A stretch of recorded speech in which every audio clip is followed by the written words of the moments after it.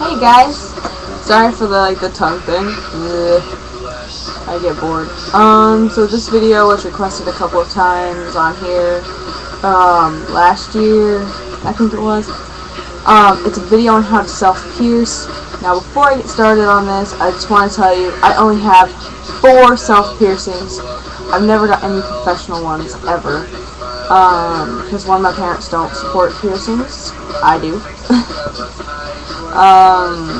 So that's one of the main reasons, and I just don't have money. So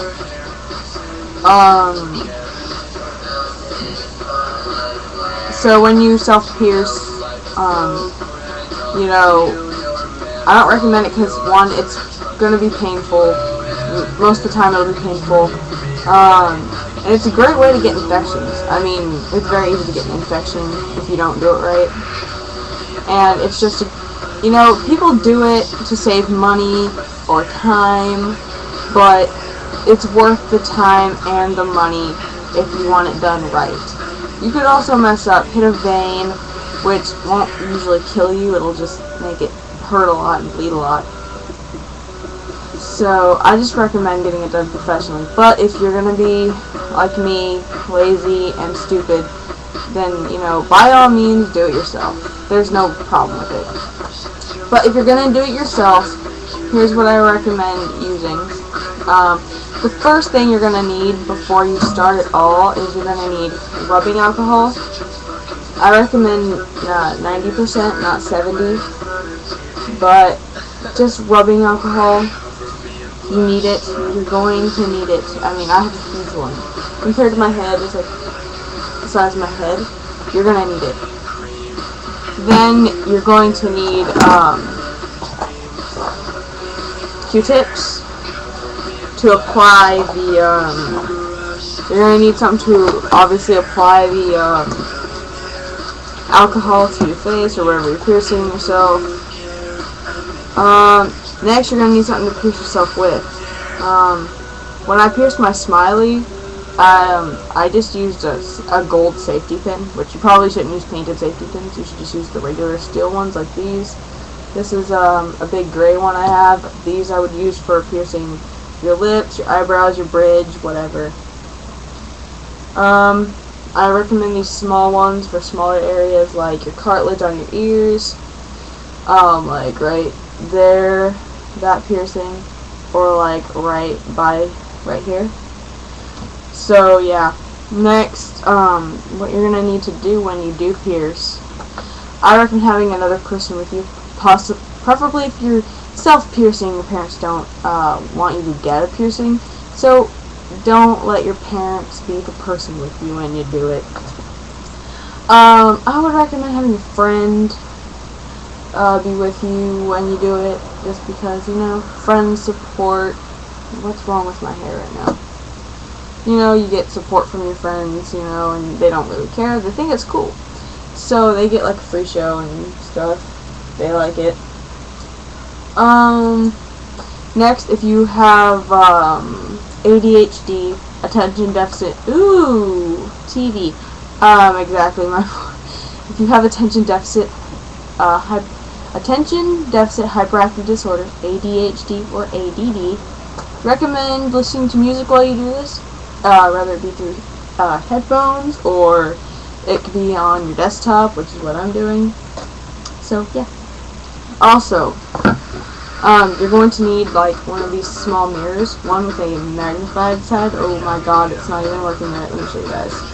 And then a side like that. See, this is my area where if you can see in the mirror, that's what I'm filming with. Well, that's the screen that I'm filming with. That's the camcorder, or webcam I'm filming with, that black thing. That's my big vanity mirror. And then this is where I pierce, and that's my soda. So you're going to need one of these mirrors, preferably one with 2 sides on it. I don't recommend using the magnified side though, because it's really like distracting. So yeah, I'm actually working on piercing my ears right now, so I have a safety pin soaking in alcohol, because that's what you want to do. You want the safety pin to be in alcohol. Before you pierce, make sure you clean your equipment to pierce. If you have clamps, buy clamps off the internet if you can. And if you can, buy professional piercing needles. Also another big thing, a lot of people don't really think of this, but if you're going to pierce yourself, you kind of need to get professional jewelry as well. If you don't, you're pretty much just leading yourself into a whole world of infections. Like, I pierced my smiley, it's kind of swollen, it's not really infected, it's just been swollen from my piercing it. My bang are being annoying. But yeah, self-piercing's a risk. But you will need Q-tips, definitely. Obviously something to pierce with, like safety pins, needles, something. If you can, some sort of entertainment. Preferably something music to listen to. I like listening to Jeffree Star, he's cool. Or a good band that is really cool to listen to is like, hang on, I don't have a keyboard, so I have to go on my, yeah. Also,